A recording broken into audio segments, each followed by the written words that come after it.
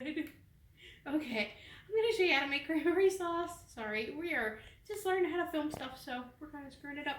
Anyway, we didn't really like cranberries. I didn't like them growing up. My mom would drink cranberry juice, and I thought it was disgusting, but now I like it. And then when my daughter's like, "What about cranberry sauce?" And I was like, "Who are you?" But she'd gone to a friend's and they had cranberry sauce, so we decided to try to find a recipe. So we are obsessed with cranberries. I bought a fresh bag. And then in the deep freezer the other day, I was looking for something and I found a frozen bag. So normally I would use out of my fresh bag and then I would freeze the rest in portions because you need about 12 ounces. We just fill up this bag and that's what we used. But I don't know how long these have been in there. Actually, it might say 2017. So we probably need to use these first. So I will probably either make some more cranberry sauce because we like it, or we'll just freeze those. Anyway, so we're going to do this kind of quick because it's really not a complicated recipe. You want to, make sure I got the right one, fill a small container. It's supposed to be about a half a cup, and you just want to put some cranberries off to the side. These are going to go in, and they're going to be like nice little bursts. So, yep, kind of loud. We're going to throw the rest of our cranberries in. Sorry. We're going to throw a cup of sugar. This is a lot of sugar. It's very sweet. And 2 tablespoons of water. Okay. Then twist these into it. And I'm just gonna kind of just stir this a little bit. We're gonna throw orange zest. It says 2 or 3. Make sure you don't get this white part. It's called the pith, and it's very bitter. These aren't exactly oranges. They're clementines, but we searched the entire grocery store and they had not one orange. It's November and citrus season, so I don't know. So we got a whole bunch of clementines. We don't like to buy something that we're not going to eat, and they had other citrus, but they were in bags and we weren't going to eat them. And you know, we're all about using what we buy. We don't like wasting. So what I'm going to do is just stir this up a little bit. I'm going to put it on low heat.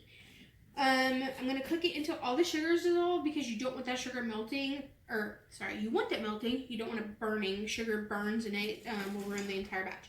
After all the sugar's dissolved, then you're going to crank it to medium. Let it go for about 12 minutes. You'll see the berries start breaking. And when they break, I will show you what that looks like. And then I'll show you the rest of the recipe. So I keep forgetting that this burner is 16,000 BTUs. So ours didn't quite take the 15 minutes. But if you look at it here, you'll notice that this is all foamy. And you see how this is syrupy? That's because the cranberries have burst. That's what they mean by bursting. All of this, when you first start, you're like, there's not enough water. Don't add water. Because this happens and all the sugar gets happy. So what we're going to do, after we get this, see how this cranberry is completely burst open? That is what they're talking about, okay? So, right now, we're going to add these. Ours are frozen, but it's hot enough that it's not going to matter. Okay, so we're just going to turn our heat.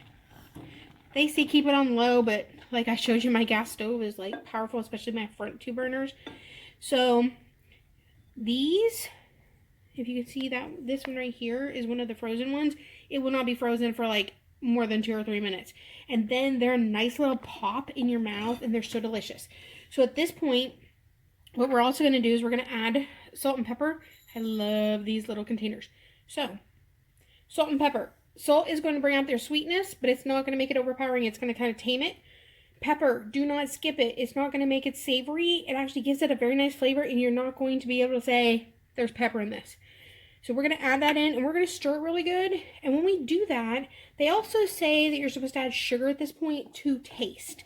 I'm going to let you figure that out. It may be at most a tablespoon. It might be 1/4 of a cup. I don't know for your taste. But this is hot and we notoriously burn ourselves. We don't want to do that. So I'm going to wait till this cools down a little bit and then we will adjust it. But I did leave all the orange in here. We leave it in because it's something that you're going to notice there's orange peel. It is just so pretty. And it tastes delicious. So we will cool this down. We will refrigerate ours.